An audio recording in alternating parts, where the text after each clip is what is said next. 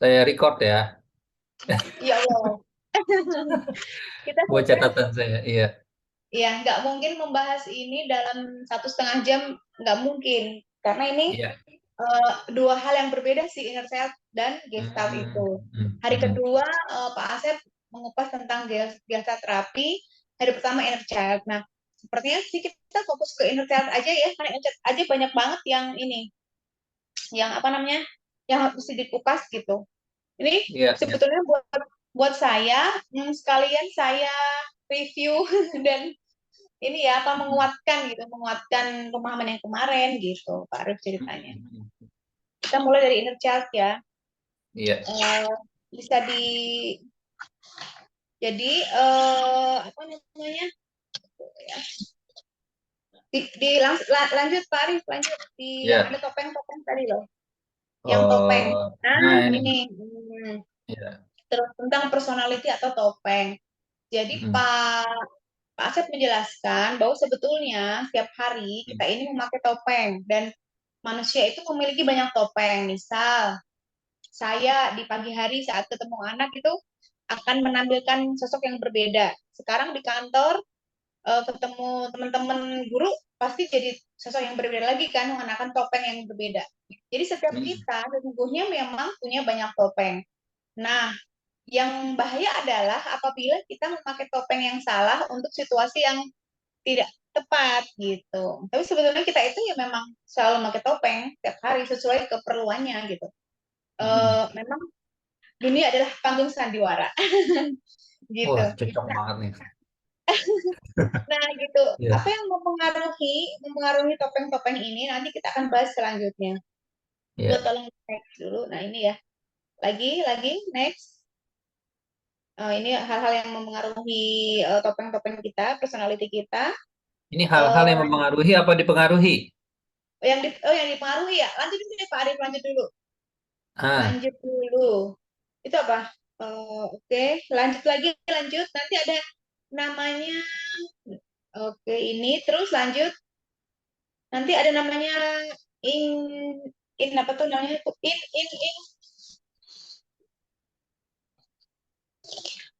Ya, ini deh boleh kesehatan mental. Next lagi Pak Arif. Nah, ini kan kita udah tahu ya, kesehatan mental menurut WHO kan ini ya, empat ini ya. Ini udah sering dibahas ya. Lanjut lagi iya. Pak Arif. Nah, ini nih kemarin dibahas. Nanti ya sambil ini ya, aku ngebahas yang tadi personality sambil jalan ya Pak Arif ya, Iya, biar boleh, rutin boleh. Ah, sesuai slide-nya. Nah, ini kemarin Pak Asep ngebahas tentang nah ini di stop nah situ di normal dan abnormal. Eh ternyata di dunia kita ini sekarang yang dilihat sebagai sesuatu yang normal itu adalah yang jumlahnya banyak, statistiknya banyak, bukan berdasarkan norma-norma agama ya. Kalau di karena kan kita sekarang psikologinya kita itu masih berkiblat ke barat ya, ke dunia barat gitu. Jadi yang mereka anggap normal, sesuatu yang normal adalah yang statistiknya banyak, yang jumlahnya banyak. Maka yang abnormal adalah sedikit. Akibatnya sekarang itu, kalau dulu LGBT itu dianggap sebagai penyakit, penyakit psikologis atau penyimpangan, sekarang tuh sudah enggak, tidak dimasukkan lagi kepada list penyakit gangguan kejiwaan, sudah enggak dimasukkan lagi karena statistiknya kan bertambah gitu, dianggap normal. Jadi sekarang LGBT itu dianggap normal gitu. Karena secara statistik jumlahnya bertambah, tidak lagi dimasuk ke list gangguan kejiwaan. Terus ada lagi kemarin Pak Asep cerita apa sih? Yang agak susah gitu nama-nama penyakit kejiwaannya tuh apa ya? Cemasan atau apa gitu pakai bahasa Inggris. Itu juga dulu waktu Pak Asep kuliah itu masuk ke dalam list gangguan kejiwaan, tapi sekarang sudah tidak. Nah, bisa jadi misal nih, sekarang misal bipolar gitu. Bipolar itu masih masuk ke list gangguan, tapi kalau nanti misalnya jumlahnya bertambah, itu akan dianggap normal, dianggap tidak lagi masuk list gangguan kejiwaan. Gitu. Jadi iya. ternyata mereka memasukkan orang itu normal atau abnormal itu masih berdasarkan data statistik. Oleh karena itu, Hmm, kalau menurut saya pribadi, kita yang sedang mempelajari ranah psikologi ini sangat harus pinter milih guru ya, pinter milih apa ya, apa-apa yang kita berkiblat ke sana gitu. Karena kalau Barat itu masih seperti itu. Kalau kita kan punya agama ya, jadi norma-norma agama yang kita pakai gitu. Seperti itu. Lanjut dulu Pak Arif. Nah, ini tadi ya. Ini tadi sama. Lanjut lagi. Oh ya, ini kesesuaian perilaku dengan konteks. Yang tadi Pak, yang sebelumnya. Nah, Ya. ini nih. Orang melakukan hal yang sama pada konteks yang berbeda itu bisa dianggap abnormal. Misalnya dia seperti kita mandi gitu ya. Mandi itu kan saat dilakukan di rumah kita sendiri eh, itu hal yang biasa. Tapi begitu misalnya di tempat umum di tengah jalan, lalu itu kan dianggap orang yang orang gila gitu ya. Misalnya Pak Asep memberikan contoh seperti itu sih. Jadi sesuatu yang dilakukan pada konteks yang tidak sesuai itu juga abnormal gitu. Maka itu Ya. orang tuh harus tahu kapan dia boleh berperilaku sesuai konteksnya gitu. Lanjut dulu. Eh, ini WHO menyatakan normal itu yang tidak menyakiti diri sendiri dan orang lain. Kan ada ya self harm itu ada ya menyakiti diri sendiri gitu. Nah, sampai saat ini self harm itu masih dinyatakan sebagai gangguan ya. Orang yang suka menyakiti diri sendiri itu masih masuk ke gangguan, masih masuk abnormal. Jangan sampai statistiknya bertambah. Kalau bertambah nanti bisa dianggap Jadi normal normal. gitu. Iya. Iya, betul. Lanjut lagi. Ini ya. Menyakiti diri sendiri orang lain. Terus, lanjut Pak Arif. Nah, terus lanjut Iya, lagi, sama. lanjut. Ya, Hmm. lanjut lagi. Lagi, lagi. Lagi. Nanti kita nyampe ke situ. Lagi. Terus ke bawah. Nah, itu saya mau cerita tentang intro. Tadi yang atasnya Pak Arif. Yang atasnya Ini. ini.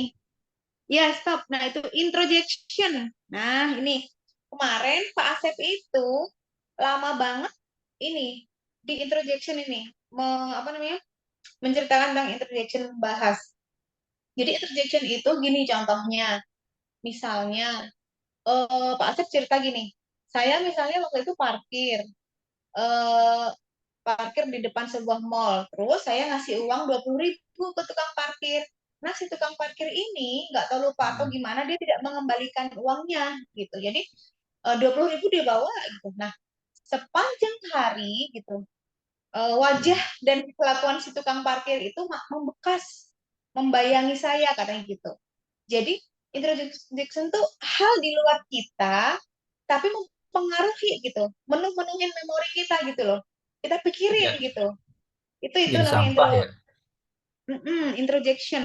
Itu Hmm. um, oh itu sangat apa ya namanya berpengaruh termasuk dalam topeng-topeng tadi. Jadi kita tuh kan hidup penuh dengan interjection dari mulai pola asuh gitu ya dari orang-orang sekitar nanti tuh ada gitu yang mengakar kuat gitu di diri kita gitu bahkan ada yang misal dulu saya waktu kecil tuh dibentak ibu misal nah terus padahal saya tuh udah berazam kalau punya anak nggak mau ngebentak gitu tapi kadang secara otomatis spontan tuh keluar gitu oh bentaknya persisnya sama ibu aku dulu gitu nah itu tuh Hmm. interjection sesuatu dari luar udah masuk banget gitu ke dalam diri kita. Itu namanya introjection.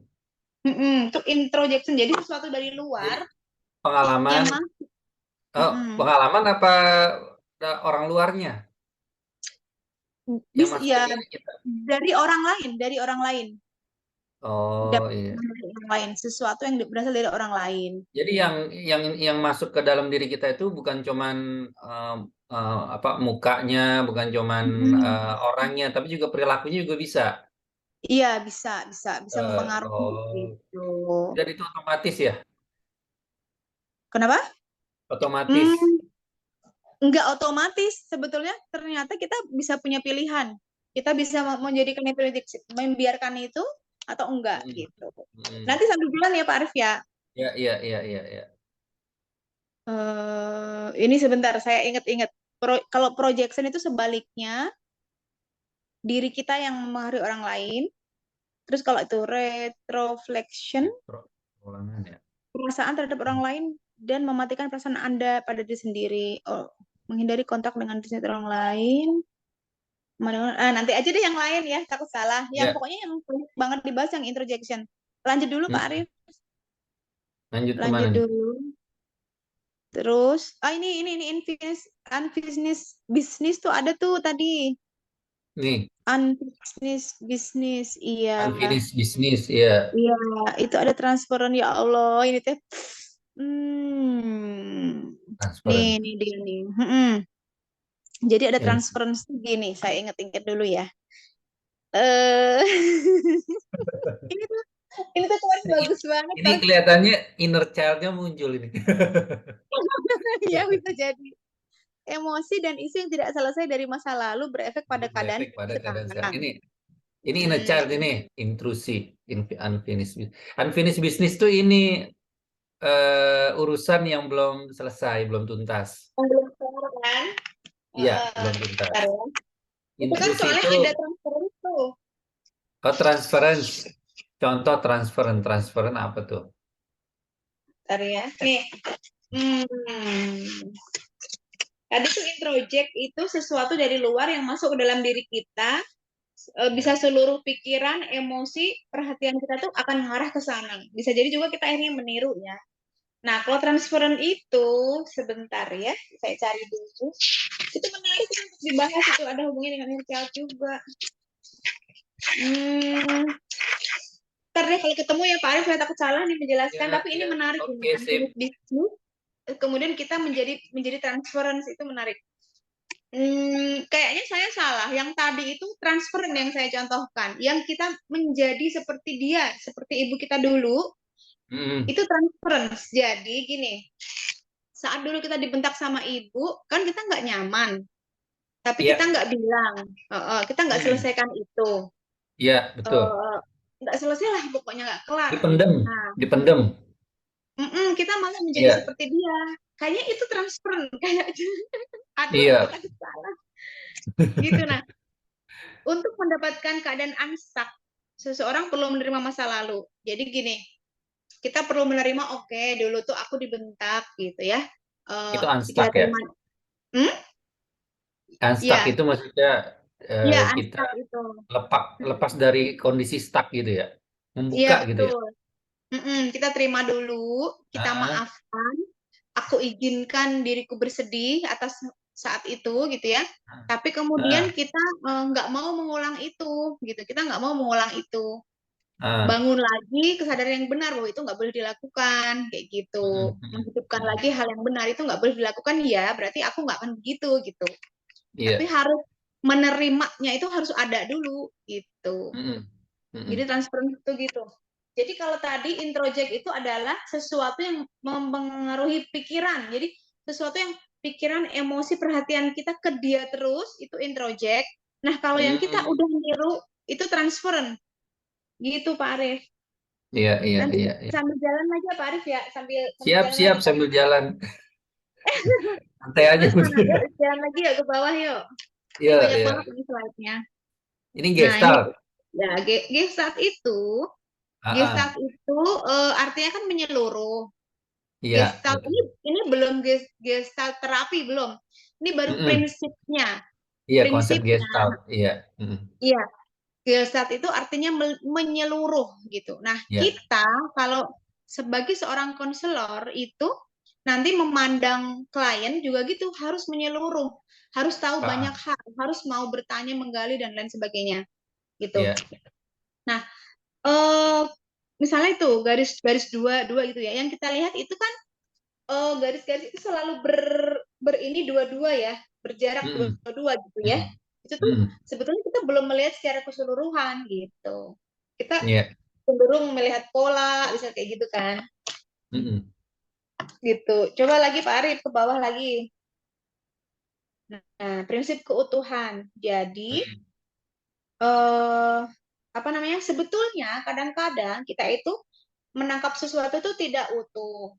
Contoh misalnya sebagai konselor kita kalau mendengarkan klien, kita cenderung akan seperti memihak sama klien kita gitu. Misal, saya punya klien baru-baru ini seorang istri yang curhat gitu kalau suaminya tuh mau poligami misal gitu.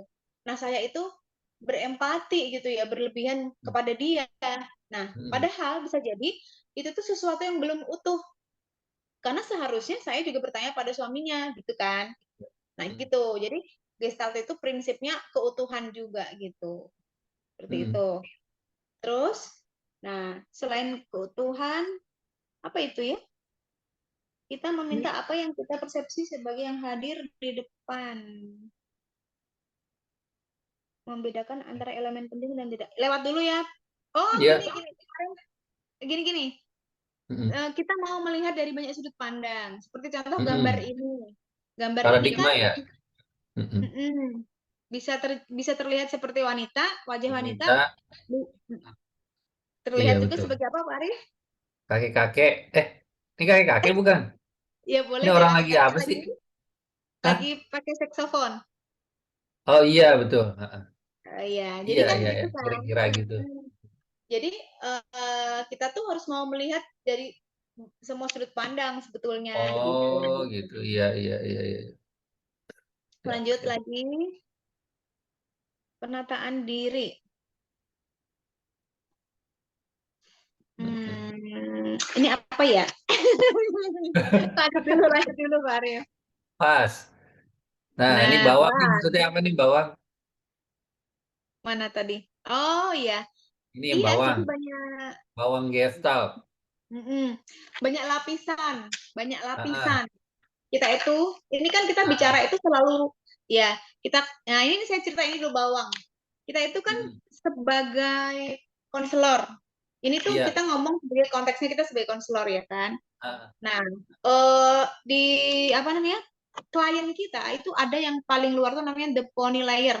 The pony layer itu kayak orang yang jaim, masih ditutupi. iya. Poni, kayak kuda poni kan ada poninya Oh, untuk iya. nutupi nonong. Mm-mm. Ah, ah, ah, Maka, ah. kalau klien kita masih pakai pony layer ini, ya nggak akan keluar gitu. Masih diem, nggak apa-apa kok, gua nggak apa-apa, Ini bisa kayak gitu ini kan. berarti ini topeng terluar ya? Ya bisa jadi, bisa. Terus yang kedua, Terus Pubic layer, pubic ah, layer. Nah, energi diarahkan pada menutupi perasaan takut dan tak tertolong. Jadi belum belum lepas gitu, belum ah, lepas. ah, hmm, Mm-mm. Belum keluar lah, belum ke aslinya.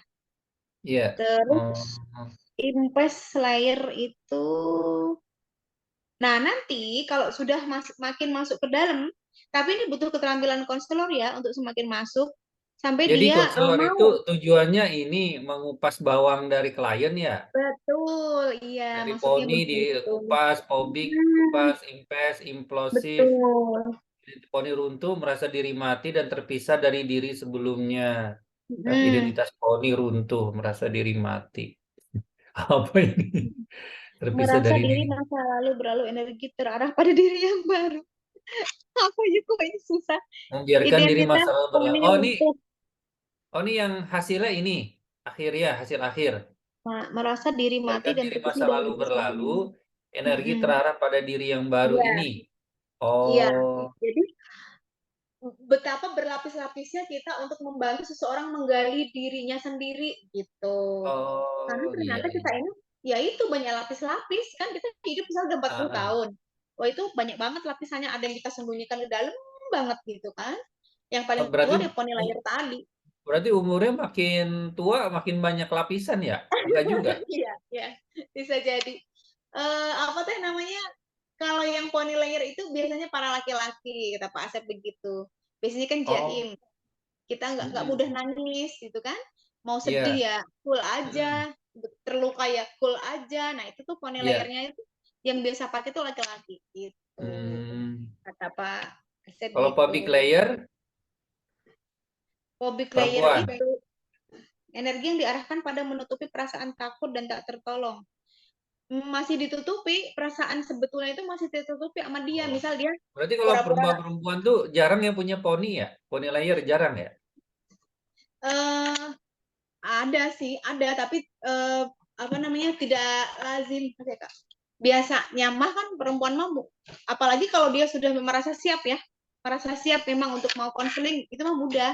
Tapi kalau laki-laki, walaupun yang udah siap, kita menggalinya tuh perlu tantangan gitu. Oh, Jadi kalau Kayak, laki-laki konseling itu dia masih susah mengupas poni layernya, masih membawa. Tapi kalau mm-mm, kalau perempuan biasanya mereka udah sedikit terbuka ya, betul, udah udah sampai pomik nyaman mah layer, udah. udah sampai Mm-mm, pomik layer ya. Oh iya iya. Wah berat ya, juga ya kalau kliennya laki-laki ya. iya, Banyakan itu jaimnya ya. lebih tantangan di laki-laki. Kemarin itu Oh. waktu kita habis terapi di hari kedua kan ada tuh terapi. Nanti saya cerita ya terapinya. Itu Pak Asep tanya, gimana ibu-ibu? Ibuku mah cerita gitu kan, Hmm. nangis tadi perjalanan ke masa lalu saya begini-begini. Kalau bapak-bapak diem aja, Cengangas gengsi misalnya cengenges mau gitu cerita. ya. Kata Pak Iya. Asep tuh poni layernya tebel kata Pak Asep gitu. Oh, waduh. Ini bawangnya Kita udah lanjut bawang dulu. bombay. Iya. Oh, ini Nah, teknik udah. gestalt. Coba lanjut dulu. Lanjut dulu Hmm. Pak Arif yang tentang inner child. Saya pengen cerita tentang inner Oh child. iya, Ada inner nggak ya? child. Ayo, inner child. Ya. Terus ada di bawah deh. Inner Apa child tuh? di bawah Pak Arif. Oh, bawah, paling bawah. Oh, Coba setelah coba gestalt ya. coba. Iya deh kayaknya. Coba lagi ke bawah ke bawah. Hmm, hmm.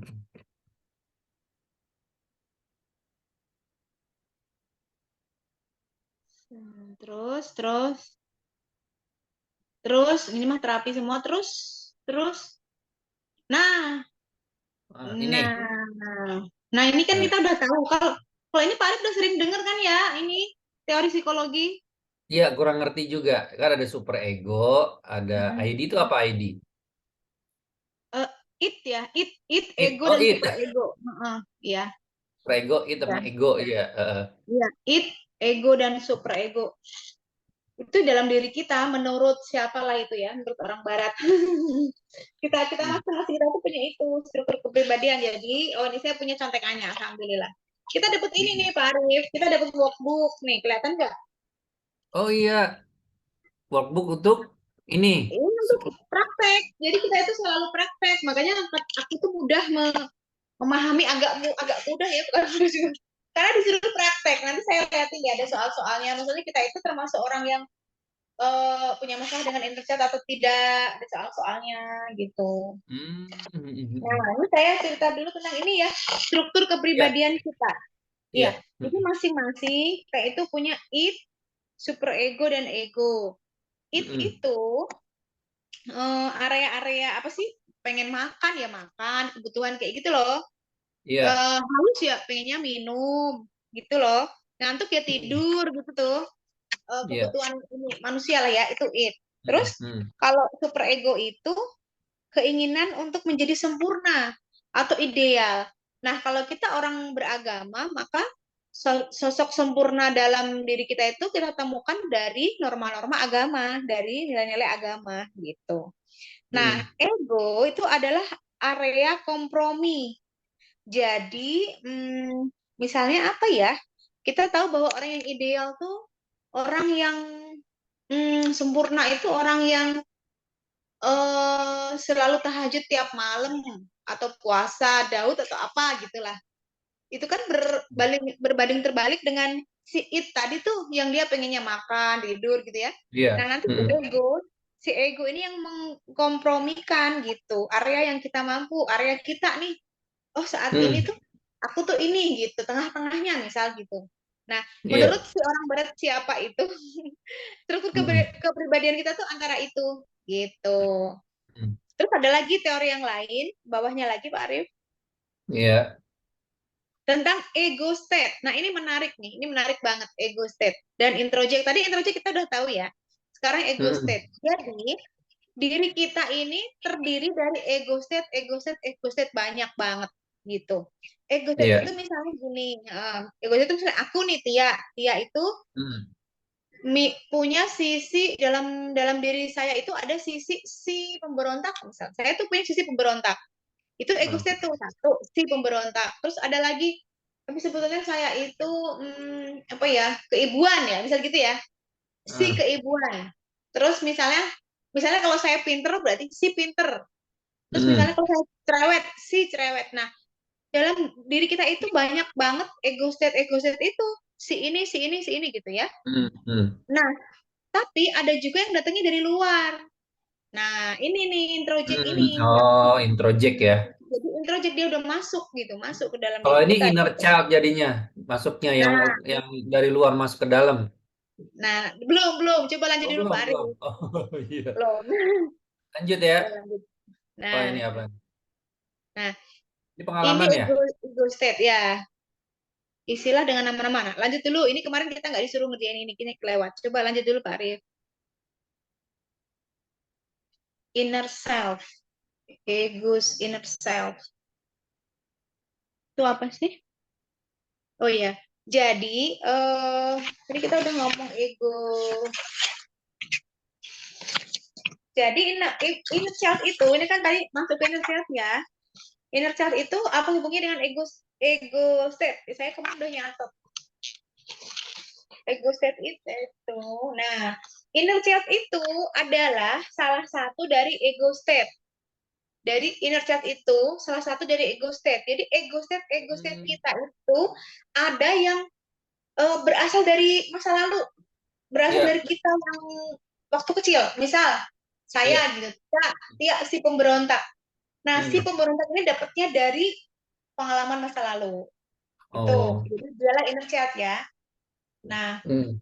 ego state itu adalah apa-apa yang ditampilkan ke permukaan gitu.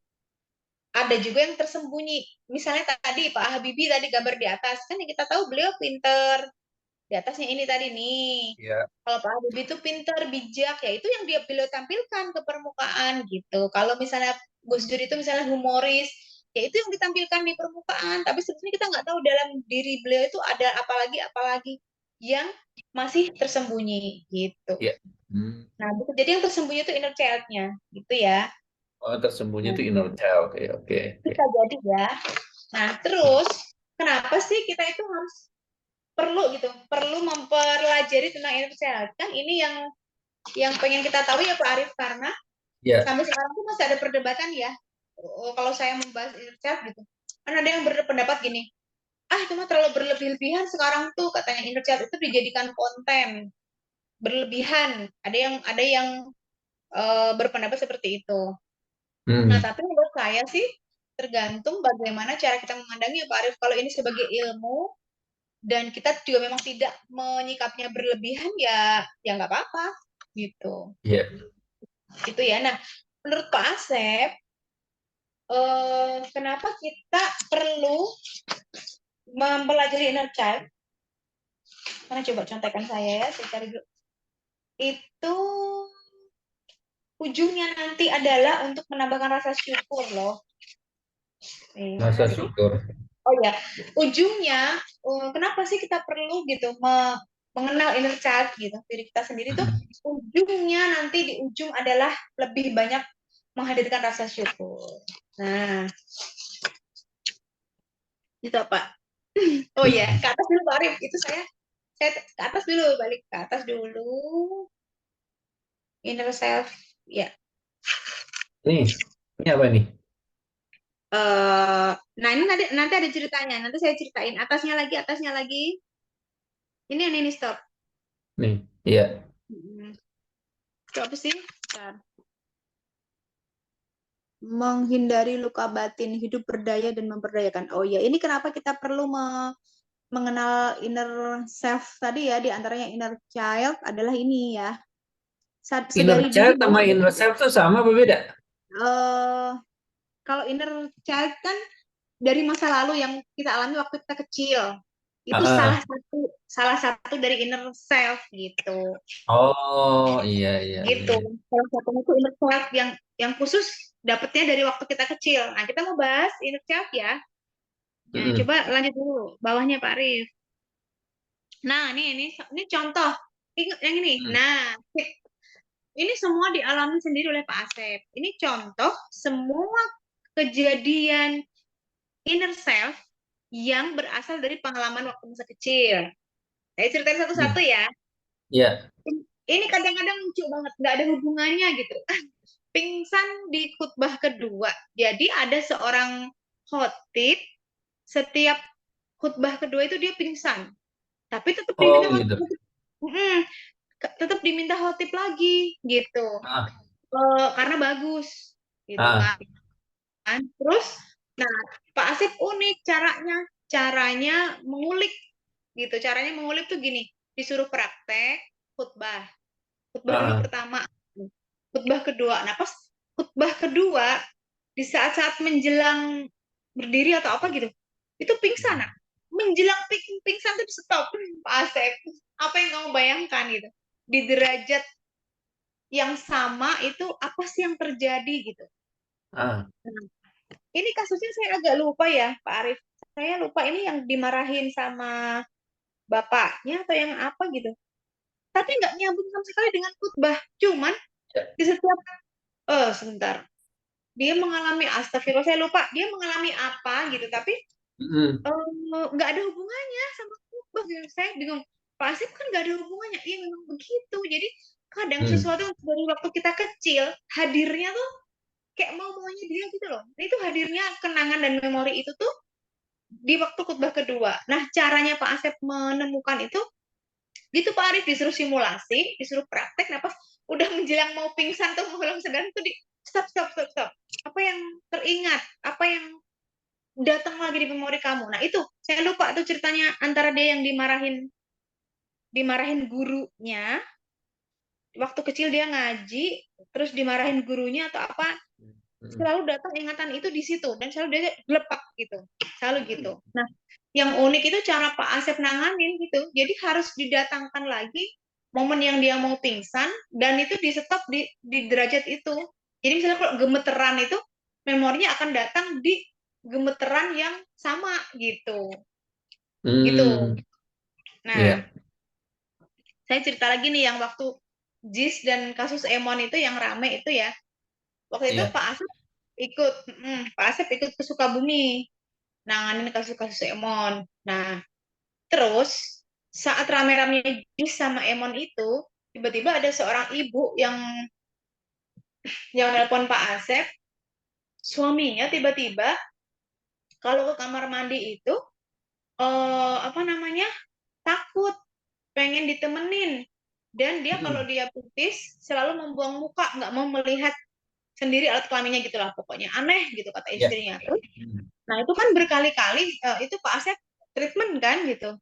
mm, Oh, digali gitu. Ada kejadian apa gitu. Jadi ternyata dia tuh intinya pernah mengalami sodomi gitu ya waktu kecil mm, dan itu tuh hilang gitu, hilang aja. Maksudnya udah bisa dilupakan, udah bisa hidup normal, punya anak-anak udah besar. mm. Tapi dia bisa datang kembali begitu kasus ini kan lagi ramai tuh yang Ji sama Emon tuh lagi Oh, ramai. jadi Jadi gara-gara ngeliat pemberitaan Emon dia jadi betul, terpicu iya, lagi gitu, muncul lagi betul, gitu. Oh iya, betul. Kalau masih terpicu, artinya belum selesai. belum Gitu. selesai. Ya, oke, oke. Jadi Iya, iya. dia tuh langsung TV tuh katanya diumpetin semua di bawah kolong, koran, majalah semua nggak boleh dibaca, nggak boleh Hmm, semua orang gitu mengetahui berita itu. Itu ternyata dia belum ya. selesai waktu itu. Jadi dia pengennya waktu itu hmm, ayahnya gitu mengatakan nggak apa-apa nak, pengen dipeluk saat setelah mengalami itu, waktu belum selesainya tuh ternyata gini, setelah digali sama Pak Asep itu belum selesainya tuh saat dulu dia mengalami itu, dia itu pengen dipeluk sama ayahnya gitu, sama orang tuanya, Oh, pengen pengen dibilang nggak apa-apa nak, ada bapak di sini, nggak apa-apa kok, gini-gini gitu loh, pengen dibilang ah, gitu. ah. Tapi Nah, nggak tuntas pada saat itu. nggak tuntas, nggak dapet. Nah, ternyata Oh, caranya adalah dia me- mengatakan itu sendiri pada dirinya gitu. Jadi kalau misalnya sekarang bapak jadi bapak Anda akan mengatakan apa? Mengatakan ini. Oh gitu. Jadi disuruh ngomong sendiri, kayak nah ngomong itu antara yang itu ya, dirinya. empty chair itu ya, terapi empty chair, Mm-mm. bukan? Iya, Oh, jadi kayak ngomong antara diri kita yang sekarang dengan diri kita yang dulu gitu. iya, iya, iya, iya. Nah itu Pak Asep tuh bisaan tuh dia dapet. Itu tuh cara yang Pak Asep buat sendiri. Jadi kata dia kalau ada cara yang gampang, kenapa pakai cara yang susah gitu. Cara yang gampang Gitu. apa? Ya itu yang dia ngomong sama dirinya sendiri. Kalau dulu, Oh, saat dulu kamu kecil mengalami itu, kamu tuh pengen denger apa sih gitu. Pengen dengernya begini, ya udah silahkan iya, iya. dilakukan Mm, mm, gitu. mm. Terus itu teh udah dia selesai, itu selesai. Mm, Dia udah apa namanya, indikatornya adalah bisa pipis sendiri biasa mm, gitu. Nah, mm. terus suara hirang saat rapat itu apa ya? Saya lupa. Kalau ini pokoknya setiap rapat suara yang hilang karena waktu kecil dia mengalami kejadian. Dan dia tuh pengen ngomong itu, tapi waktu kecil tuh nggak bisa, pokoknya tertahan gitu. Saya lupa Hmm, kejadian detailnya, pokoknya waktu kecil ya, ini semua waktu kecil. ya. Dulu, Mm, dulu tuh pengen banget ngomong itu, tapi nggak bisa ngomongnya. Sampai sekarang ya. begitu rapat, suaranya hilang. Nah itu sampai di treatment sama Pak Asep juga gitu. Mm. Terus, nah ini yang saya inget nih, cerai dan parfum. Oh, Jadi ini. suatu hari Pak Asep tuh dihubungi sama klien seorang jenderal ya, Hmm, seorang apa ya, seorang jenderal atau apa ya, bentar. hmm, Saya lupa, tiba-tiba saya jadi lupa. Tiba-tiba minta cerai, tapi alasannya itu nggak jelas. Oh, oh, saya ingat gini. Suami istri, bukan bukan yang jenderal ini, bukan. Suami istri datang, minta cerai, istrinya minta cerai. Dia hmm. bilang, suami saya itu terlalu mengintimidasi, kata istrinya. Terus Ya, kata suaminya gini, bilang ke Pak Asep, oh jadi ini kasus di persidangan udah ke apa tuh, udah ke pengadilan agama minta cerai, tapi sama pengadilan agama dirujuk ke Pak Asep karena aneh gitu menurut pengadilan agama tuh, ini yang mediasi dibantu sama Pak Asep aja gitu kan. Nah udah tuh di mediasi Pak Asep, kata istrinya, saya nggak kuat karena suami saya terlalu intimidatif gitu. Kata suaminya, saya juga nggak paham Pak, intimidasi apa ya, karena mm, aku bisa lihat CCTV di rumah saya gitu. mm. Saya semuanya itu istrinya yang ini gitu, yang apa namanya, menentukan gitu. Ah, Nggak pernah saya itu apa namanya, nggak pernah nggak ada apa KDRT. namanya, iya nggak pernah KDRT gitu kan. Ah, ah. Terus Mm. kenapa ya gitu. Terus bukan, saya bukan Pak Arif, itu Oh, kebalik, bukan. itu yang kombes sopan tapi kasar yang itu. Oh, iya, iya, iya. Ya, ini gimana? Ntar dulu saya inget-inget, kalau yang ini Ya yang udah, inget-inget parfum. dulu. Ah. Ini yang nggak mau dipeluk, ini mah yang 8 tahun nikah nggak mau diapa-apain istrinya. Hmm, hmm, hmm. Oh, ini yang ini nih gini ceritanya. Istrinya minta cerai karena kasihan suami saya. Udah 8 tahun nikah, suami saya nggak dapet haknya karena istrinya dari sejak malam pertama itu baru mau dipeluk itu udah teriak-teriak kayak orang setanan. Udah di udah dirukyah, udah apa gitu, nggak bisa, itu sampai 8 tahun sampai istrinya sendiri yang minta cerai gitu kan. Nah, itu unik sih cara Pak Asep itu, coba dipraktekin katanya, suruh praktek tuh di depan Pak Asep. Ya, jadi pas suaminya posisinya begini atau gimana, pada jarak sekian sentimeter baru Hmm, dia mau sama. teriak, Oh, iya. mau itu di stop, nah Pak Asep coba stop gitu kan, apa yang kamu Ah, ingat di saat momen itu. ah, ah. Jadi ternyata pas posisinya mau gini nih, mau meluk gini kan, pas lihat-lihatan tuh, pas mukanya lihat-lihatan gini, di Hmm, stop itu apa yang teringat. Jadi ternyata pas saat itu terjadi, memori dia itu mengingat kejadian dulu waktu masa kecil, ayahnya itu meninggal tepat di depan matanya dia gitu. Ayahnya hmm. meninggal dan dia lihat bapaknya tuh ditembak orang atau gimana gitu ya Pak Arif ya. Tapi Ah, pas bapaknya tuh pas meninggalnya tuh berlumuran darah tuh pas kayak gitu, posisi kayak meluk gitu loh, kayak iya. mau gitu. Ah, Terus dia ah, nangis, bapak bapak gitu, meluk. Nah habis itu kan ah. udah kan terlupakan kan, dia hidup normal, tapi tiba-tiba di kejadian yang mirip yang persis ingatan itu tuh datang gitu. Nah Hmm, di saat itu kata Pak Asep, apa sih sebetulnya yang kamu inginkan gitu di saat itu.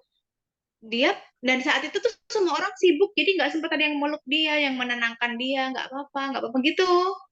Terus hmm, dia ya hmm. gitu kan, sama pengen ditenangkan, dia pengen ditenangkan, pengen dipeluk, pengen di kasih kesempatan untuk nangis gitu. Mm, Pengen mm, ada yang memberitahu bahwa kamu tuh nggak sendiri gitu. Terus ya udah peluk mm, diri sendiri kata Pak Asep, peluk diri sendiri, katakan itu pada dirinya sendiri. Seandainya waktu itu kamu jadi orang dewasa yang ada di sana, kamu ngomong apa?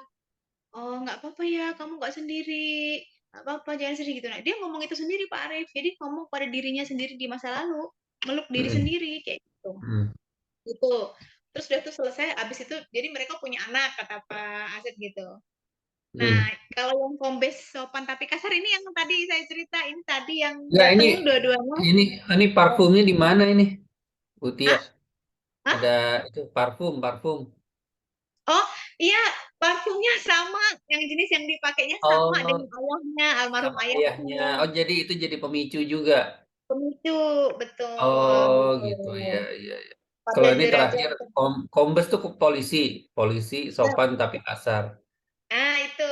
Ya. Jadi si Pak Asep ditelepon sama temennya yang polisi itu, Mm, bilang kalau gini, menantu saya tuh baik banget gitu kan, menantunya mm, laki-laki, tapi anak perempuan saya kenapa minta cerai gitu. Coba deh Pak Asep, tolong bantuin gitu. Kenapa ini gitu. iya. Setelah Oh, Pak Asep datengin tuh mereka berdua suami istri. Kata mm, istrinya, suami saya tuh intimidatif tadi, saya nggak kuat. Terus kata suaminya, Pak Asep boleh cek deh CCTV di rumah saya.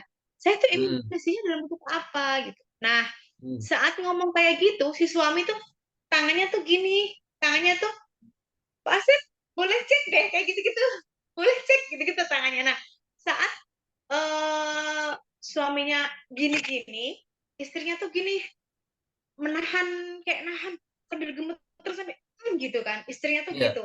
Nah, Mm, inilah ini Pak Arif yang dimaksud Pak Asep, kita tuh harus gestalt secara kongruen melihat klien sampai sebahasa tubuh itu kita perhatikan. Pak ah, Asep langsung nangkep kan. Jadi pas suaminya gini gini gini, kalau ngomong tuh suaminya tuh tangannya gini kan ada ya. Kalau orang gini nih, kalau orang ngomong tangannya gini gini ada kan ya. Jadi Pak Asep saya itu gini nunjuk-nunjuk. gini gini kan. Iya. Pas suaminya gini gini, istrinya gini, gitu kan. Terus Oh, Pak Asep tanya, tunggu dulu katanya. Ibu, waktu Bapak begini-begini, katanya, emang ngomongnya oh, nggak intimidatif, ngomongnya tenang, tapi ah, tangannya begini si suami. Kenapa Ibu gini, kata Pak Asep gitu iya, kan. ketakutan ya. Hmm, kata istrinya gini, saya merasa terpojok, katanya gitu kan. Mm, Nah, mm, sebagai konselor, kita itu memaknai merasa terpojok itu nggak boleh satu sisi kita sendiri gitu. Kata Pak Asep, mm, terpojok dalam arti apa nih? Apakah terpojok benar-benar merasa di pojokan ruangan atau terpojok dalam arti apa? Akhirnya Pak Asep bilang gini, Ibu, coba Ibu gambarkan yang Ibu maksud terpojok itu seperti apa. Lalu si ibunya teh datang ke mm, pojokan ruangan, benar-benar duduk di pojokan terus meringkuk terus gini, tangannya mm, gini mm, gitu kan. mm, Hmm. Terus, nah ya itu apa gitu, apa sih namanya, saat begitu tuh apa yang teringat, apa yang terbayang gitu ya. mm, ternyata ternyata dulu kan bapaknya polisi, ternyata dulu waktu dia masih sekitar 5 tahun dia tuh pernah bikin gambar. mm, Bikin gambar terus dia tunjukin ke bapaknya, bapak aku bikin gambar bagus enggak gitu. Si bapak teh lagi riut lagi banyak persoalan, lagi iya. banyak lagi pusing lah gitu ya, Mm, merasa itu mengganggu. Bapaknya lagi serius kerja, anaknya datang, bapak bapak lihat gambar aku bagus enggak. Bapaknya merasa mm, terganggu, spontan ngambil pistol, padahal pistolnya nggak ada pelurunya, pistol kosong, tapi diginiin, diacungin di kepala dia gitu. Ya Allah, Maksud parah bapak, banget. maksud bapaknya tuh jangan ganggu gue lagi kerja gitu. Jangan Iya, ganggu, pokoknya ditodorin. iya. Anaknya ketakutan, saat itu tuh Iya. ketakutan dan nggak selesai Pak Arif. Ketakutannya tuh nggak di Hmm, closing gitu kan. Nah, dia iya. kan lupa. Nah, udah lupa. Nah, pas dia dapet suami setiap ngomong kayak gini, jadi si Pak Asep tuh sampai mempraktekkan, suruh suaminya praktek saat begini-begini tuh sampai di Langsung di nggak? titik apa itu mendatangkan memori bapaknya megang pistol, mesti stop kayak gitu, kayak Iya. gitu. Nah, itu tuh ternyata begitu suaminya gini-gini, itu mirip seperti dulu bapaknya nodongin pistol sama dia. Mm-mm. Terus, nah ternyata saya kira gitu ya, saya kira solusinya tuh datang ke bapaknya kan, suruh bapaknya minta maaf apa gitu ya. Ternyata enggak, cukup kita sendiri yang menyelesaikan gitu. Ternyata sama caranya, ibu kalau waktu dulu ibu masih kecil, sebetulnya kata-kata seperti apa yang mau ibu dengar? Ya pengennya bapaknya bilang, wah gambar kamu bagus sekali, bapak seneng gitu. Bagus ya Mm. gambarnya gitu. Ya udah sok, dikatakan di apa sih namanya? Boleh dibantu kalau dia mau gitu ya. Misal Pak Asep jadi bapaknya gitu ya, atau dia sendiri gitu. Pengennya begini. Oh Mm. gitu. Diselesaikan tuh sampai oh sudah mendengar kata itu rasanya lega. Oh, Iya, iya, apa iya. namanya? Oh, gambar kamu bagus gitu. Nah, Mm-mm. beberapa yang Pak Asep lakukan itu kita sendiri yang melakukan itu pada diri kita Pak Arif. Jadi si klien sendiri. Jadi Mm. nggak perlu kita minta orang tua kita tuh minta maaf bersujud sama kita gitu nggak perlu. Apalagi kalau orang tuanya udah meninggal. Cukup kita sendiri. Tapi Jadi kalau misalnya pelakunya minta maaf itu lebih baik ya, dia lebih baik, lebih baik, lebih lebih baik. Mungkin memperbaiki kalau inner pas, child. Iya, mm-mm, lebih mungkin memperbaiki inner child yang ada ya. Oke, iya. oke. Sip, Betul, sip, sip, sip. betul. Itu ya. Heeh. Jadi reparenting itu ternyata oleh diri kita sendiri. Nanti ada kata-kata namanya reparenting. Nanti mungkin di bawahnya Pak Arif. Reparenting. Oh, Iya, reparenting. Oh, reparenting. iya, Itu iya. tadi ego itu tadi Pak Arif masih di atas. Coba Bu coba Tia, pelan-pelan. Bu Tia. Hmm. Iya, iya, iya. Jemput anak-anak. Bu Tia, saya lagi Oke, ada ini. oke, Mesti oke. jemput anak-anak ternyata. Ya, Iya, siap, siap. iya. Iya, ini kelihatannya cuman kita berdua. Ya mungkin nanti suatu saat bikin bikin ini lagi, sesi sharing lagi. Tapi saya udah baca secara singkat. Ini luar biasa. Susah banget ya. Banyak banget, ada Pak Arif, seratus tiga puluh halaman. saya Iya, simpulkan aja deh yang iya, insight boleh, yang saya boleh, dapat ya. boleh. Iya, Heeh. iya, iya. Jadi Jadi Pak Arif gini, insight yang saya dapat nih, kita semua Mm-mm. nih di dalam diri kita itu banyak bocah-bocah kecilnya, ya. Saya Iya. juga di diri saya ada nih. Diri Ah. saya yang pemberontak misalnya adalah bentuk pemberontakan saya pada ibu saya, gitu ya. Karena waktu Mm. kecil Mm. tadi ibu saya suka bentak, nyubit apa gitu ya. Itu diri saya yang pemberontak itu dari ibu saya. Nah, kadang-kadang Iya, kita itu enggak apa sih namanya? Enggak realistis. Kadang-kadang kita ngeluarin itu pada seseorang yang nggak ada hubungannya dengan kita di masa lalu. Paham nggak? iya. Jadi Oh. kadang keluar tuh inner child kita tadi. Inner child kita yang Mm. terluka ya. Anggaplah Iya, saya nih iya. contoh. Saya punya inner child yang terluka. Seorang anak Ah, yang dulu suka dibentak ibunya. ah, Nah, ah. kalau ada pemicu, tiba-tiba inner child saya itu keluar gitu. Gitu kan? Iya, iya, Berarti belum selesai kan? iya. Silahkan diselesaikan sendiri. Siapa yang menyelesaikan? Diri kita yang menyelesaikan dengan reparenting. Jadi reparenting tuh kita Reparenting. tahu kalau asuh dulu. Mm-mm. Mm. Pola asuh ibu kita dulu salah, kita Mm. terima, kita izinkan diri Mm. kita bersedih, kita maafkan, terus kita benerin. Terus kita Ah, menjadi orang yang ngomong pada diri kita sendiri yang dulu tuh anak kecil dalam diri kita tuh kita ajak ngomong. ah. Oke, waktu Oh. itu kamu juga begini, kondisinya waktu itu begini kan, Ah, begini-begini, kita apa namanya, maafin, kayak gitu loh. Pak ah. Arif ngomong sama diri Iya. sendiri nih harus sering ngomong. Jadi antara ego state satu dengan ego state yang lain harus sering ngomong. Nah, nanti Mm. nanti di inner child itu kan ada beberapa nanti di materi itu nanti ada NP, FC, CP nanti yang tadi Iya. itu perlu pembahasan yang lama. Nah, itu tuh ada yang Mm. negatif ada yang positif. Nah, supaya positifnya yang muncul itu harus sering Mm. ngomong. Kayak misalnya Tia si pemberontak dengan Tia si sabar itu harus sering Iya, ngobrol dalam diri kita. iya. Nah, harus sering ngobrol. Nah, Self untuk talk ya, memunculkan betul. yang Tia si Iya, sabar, pertama iya, ada terima dulu. Terima iya, dulu, maafkan, terus bersyukur. Kemarin Pak iya. Asep itu nyuruh kita ini treatment pakai apa? Simulasi pakai bikin lifeline gitu, lifeline. Jadi Mm. kejadian buruk, kejadian baik, kejadian buruk, kejadian baik. Ternyata sepanjang kita makin bisa bersyukur, kejadian baik itu semakin banyak menurut kita. Padahal kejadiannya bisa aja Iya, buruk, tapi penerimaan kita baik gitu loh. Jadi ternyata iya. intinya reparenting adalah tanggung jawab kita sendiri dengan Ah, apa? Memaafkan, menerima, bersyukur, dan itu bisa kita atasi. Jadi nggak boleh menggunakan inner child sebagai, ya gue kan punya inner child yang terbuka, Iya, jadi sebagai macam-macam kambing hitam. pembenaran. Pembenaran, ya. Ya, Nah, betul. nggak boleh. Karena ternyata kita bisa selesaikan. Gitu, Pak. Inti Ya, kesimpulannya itu lah, kita bisa selesaikan ternyata gitu. ya, siap, siap. Nanti mesti Butia, banyak. itu Butia request ya. Nanti kalau ada waktu kita ngobrol Mm-mm. slide by slide ya. Misalnya mau Mm-mm. ngobrol apa dulu gitu kan. Iya, Mungkin betul saat ini betul. Butia harus harus ini dulu, harus ingat-ingat dulu kemarin. Iya benar benar benar. Emang harus Banyak kita banget. ketemu beberapa sesi. Sesi pertama ngomongin ini. Sesi kedua ngomongin ini, ngomongin ini. Ya, Oke, siap. ya Mm-mm. makasih Butia nih, istri saya Yuk, nih. sami-sami, teteh. Lagi belajar inner child juga istri saya. Yuk, Ya, makasih Bu Tia. yuk. Mantap Sama-sama. ya.